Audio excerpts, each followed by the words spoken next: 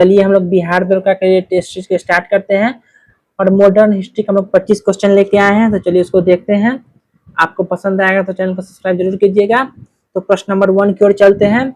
1857 के महान विद्रोह जो हुआ था उस समय भारत का गवर्नर जनरल कौन था? ये क्वेश्चन पूछ रहा है कि जब 1857 की क्रांति हुई थी तो उस समय भारत का गवर्नर जनरल कौन था?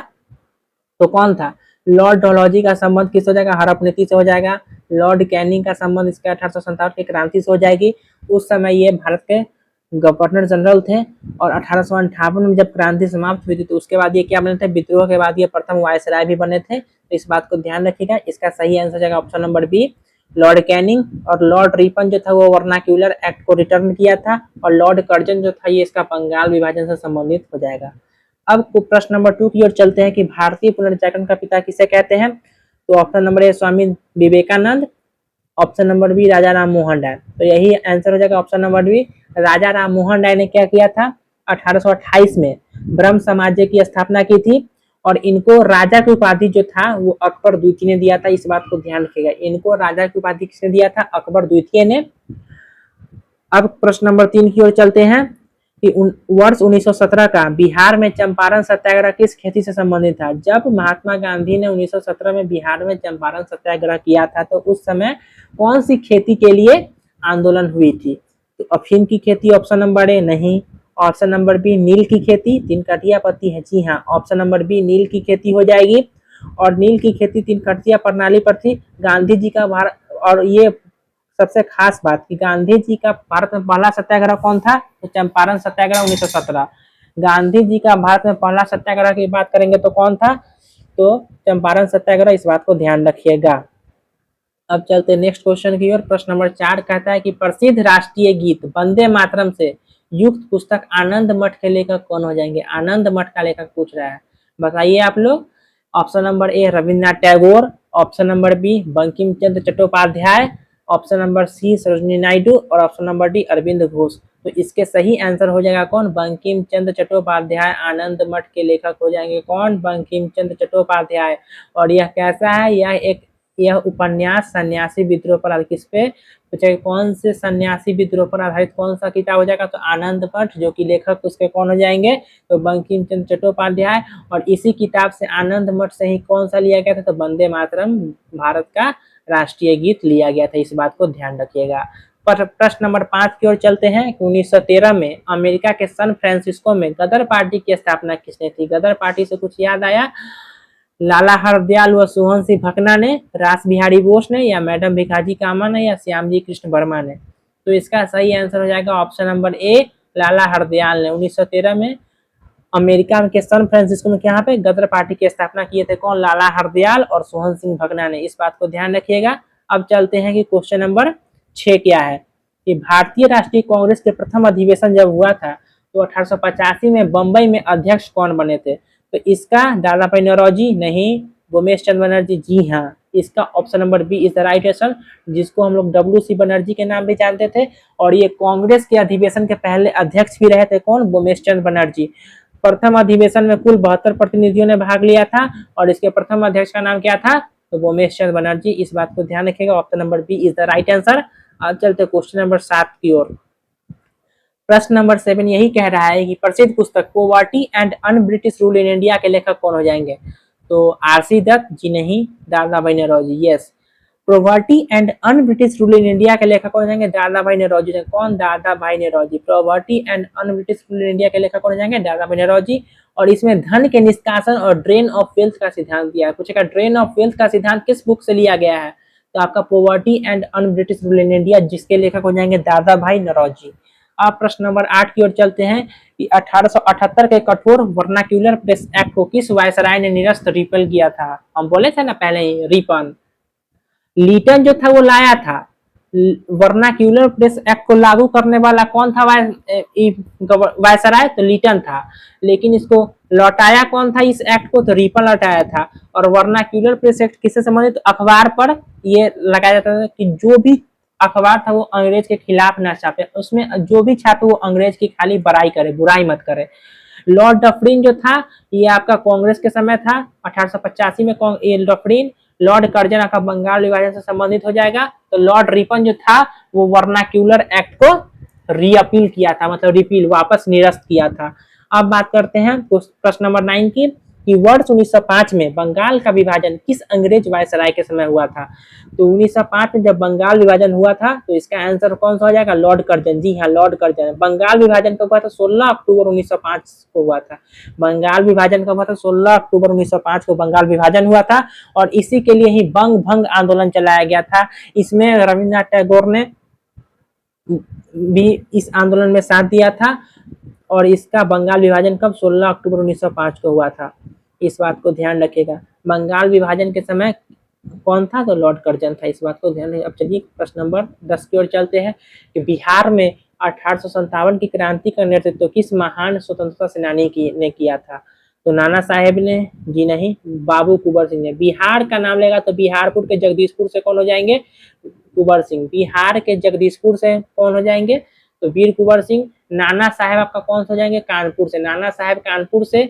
मौलवी अहमदुल्ला जो थे ये अवध से थे। और कुंवर सिंह कहाँ से, बिहार के जगदीशपुर से थे। इस बात को ध्यान रखिएगा। जगदीशपुर भोजपुर से कौन हो जाएंगे, तो बाबू कुंवर सिंह। प्रश्न नंबर 11 क्या बोल रहा है, कि स्वराज मेरा जन्मसिद्ध अधिकार है और मैं इसे लेकर ही रहूंगा। तो यह अमर नारा किसने दिया था, लाला लाजपत राय ने नहीं दिया था, बाल गंगाधर तिलक ने। इसका स्वराज मेरा जन्मसिद्ध अधिकार है बाल गंगाधर तिलक ने दिया था। और बिपिन चंद्रपाल जो थे ये सब भी इसमें पार्टिसिपेट किए थे। तो बाल गंगाधर, इसका option number B is the right answer, Bal Gangadhar तिलक हो जाएगा। अब प्रश्न नंबर 12 क्या कह रहा है, कि जलियांवाला बाग हत्याकांड 1919 में हुई थी, जिसके विरोध में अंग्रेजों को नाइटहुड उपाधि लौटा दी। तो नाइटहुड का उपाधि लौटाने वाला कौन था, तो रविंद्रनाथ टैगोर थे। कौन था, नाइटहुड की उपाधि लौटाने वाला कौन सा नेता था, तो रविंद्रनाथ टैगोर, जिसने 1919 में जब जलियांवाला बाग हत्याकांड हुई थी तो उस समय अंग्रेजों को नाइटहुड की उपाधि लौटा दी थी। गांधी जी ने कैसर ए हिंद की उपाधि लौटाई थी और रविन्द्रनाथ टैगोर ने नाइटहुड की उपाधि, तो उन्होंने साथ लौटाया था। अब बात करते हैं प्रश्न नंबर 13 की। 1942 के भारत छोड़ो आंदोलन के दौरान ऐतिहासिक डू और डाई, मतलब करो या मरो का नारा किसने दिया था, तो ये दिया था आपका महात्मा गांधी ने। करो या मरो का नारा दिया था महात्मा गांधी ने। और भारत छोड़ो आंदोलन का 8 अगस्त 1942 को भारत छोड़ो आंदोलन स्टार्ट हुआ था। और इसका सही आंसर ऑप्शन नंबर सी महात्मा गांधी हो जाएगा। प्रश्न नंबर 14 कह रहा है, कि वर्ष 1939 में कांग्रेस पद छोड़ने के बाद सुभाष चंद्र बोस ने किस दल का गठन किया था, तो फॉरवर्ड ब्लॉक। आजाद हिंद फौज का तो उसके बाद किया था, पहले किया था फॉरवर्ड ब्लॉक की। और गदर पार्टी लाला हरदयाल 1913, अमेरिका के सैन फ्रांसिस्को में। स्वराज पार्टी की स्थापना किसने की थी, तो बाल गंगाधर तिलक ने स्वराज पार्टी की स्थापना की थी। अब फॉरवर्ड ब्लॉक किसने की थी, तो गदर पार्टी ने। गदर पार्टी लाला हरदयाल। और सुभाष चंद्र बोस ने जब कांग्रेस इस्तीफा दिया था तो उसने फॉरवर्ड ब्लॉक की स्थापना की थी। साइमन कमीशन का भारत आगमन कब हुआ था, तो इसका हुआ था आपका 1928 3 फरवरी 1928 को ये बम्बई पहुंचा था। और नारा किसने लगा था, साइमन गो बैक। इसी में लाला लाजपत राय की मृत्यु हो गई थी 1928 में। तो 1928 में साइमन कमीशन भारत पहुंचा था। 1928 में साइमन कमीशन कब आया था, भारत पहुंचा था। प्रश्न नंबर 16 की ओर चलते हैं, कि वर्ष 1931 में गठित बिहार सोशलिस्ट पार्टी बिहार समाजवादी दल के प्रमुख संस्थापक कौन थे, तो जयप्रकाश नारायण और Phoolan Prasad Verma. Option number A is the right answer. वर्ष 1931 में गठित बिहार सोशलिस्ट पार्टी की स्थापना किसने की थी, तो जयप्रकाश नारायण और फूलन प्रसाद वर्मा ने किया था। प्रश्न नंबर 17 क्या कर रहा है, कि भारत का पहला आधुनिक समाचार द बंगाल गजट 1780 किसके द्वारा प्रकाशित किया गया था, तो ए जेम्स अगस्टस हिकी के द्वारा किया गया था। किसके द्वारा, जेम्स अगस्टस हिकी के द्वारा किया गया था। 1916 में भारत में होम रूल लीग आंदोलन की शुरुआत किन दो प्रमुख नेताओं ने की थी, तो एनी बेसेंट और बाल गंगाधर तिलक ने। इस बात को ध्यान रखिएगा।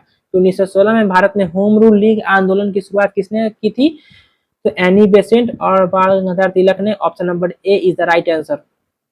चलते नेक्स्ट क्वेश्चन की ओर। क्वेश्चन नंबर 19 हम लोग का क्या कह रहा है, कि प्रसिद्ध काकोरी ट्रेन डकैती काकोरी ट्रेन एक्शन 1925 के मुख्य नायक कौन थे, तो इसके हो जाएंगे राम प्रसाद बिस्मिल्ला व अशफाक उल्ला खान। और सबसे पहले फांसी चढ़ने वाले कौन थे, अशफाक उल्ला खान थे। तो प्रसिद्ध काकोरी डकैती हुई थी उस समय। ऑप्शन नंबर ए में कौन तो हो जाएंगे, राम प्रसाद बिस्मिल्ला और अशफाक उल्ला खान, यही इसका सही आंसर है। अब बात करते हैं कि वर्ष 1928 में गुजरात के प्रसिद्ध बारदोली सत्याग्रह का सफल नेतृत्व किसने किया था? तो बारदोली सत्याग्रह का सफल नेतृत्व किसने किया था? सरदार वल्लभ भाई पटेल ने। बारदोली सत्याग्रह किसे? सरदार वल्लभ भाई पटेल ने इसका सफल नेतृत्व किया था। Option number B is the right answer. अब प्रश्न नंबर 21 बोल रहा है कि 1867 में महाराष्ट्र में प्रार्थना समाज की स्थापना किसके द्वारा की गई थी? प्रार्थना समाज की स्थापना किसके द्वारा की गई थी? तो डॉक्टर आत्माराम पांडुरंग। प्रार्थना समाज के संस्थापक हो जाएंगे आपका डॉक्टर आत्माराम पांडुरंग, इस बात को ध्यान रखिएगा। अब प्रश्न नंबर 22 की ओर चलते हैं कि 1873 में कुरीतियों के उन्मूलन हेतु सत्य शोधक समाज की स्थापना किसने की थी? सत्य शोधक समाज की स्थापना की बात करेंगे तो महात्मा ज्योतिबा फुले ने, जिनकी पुस्तक का नाम है गुलामगिरी पुस्तक। कौन सा? गुलामगिरी। तो option number B is the right answer. 18 और सत्य शोधक समाज के संस्थापक कौन हो जाएंगे? ज्योतिबा फुले। अब प्रश्न नंबर 23 कह रहा है कि प्रथम गोलमेज सम्मेलन मतलब फर्स्ट राउंड टेबल कॉन्फ्रेंस 1930 कहाँ आयोजित किया गया था? तो ये आपके किया गया था लंदन में। कहाँ पे? तो सेंट जेम्स पैलेस में। इस जगह का नाम भी याद रखिएगा। अब प्रश्न नंबर 24 की बात करते हैं कि 1946 की अंतरिम सरकार में बिहार के डॉक्टर राजेंद्र प्रसाद को कौन सा मंत्रालय मिला था? तो खाद्य एवं कृषि मंत्रालय। डॉक्टर राजेंद्र प्रसाद को कौन सा मंत्रालय दिया गया था? तो खाद्य एवं कृषि मंत्रालय दिया गया था।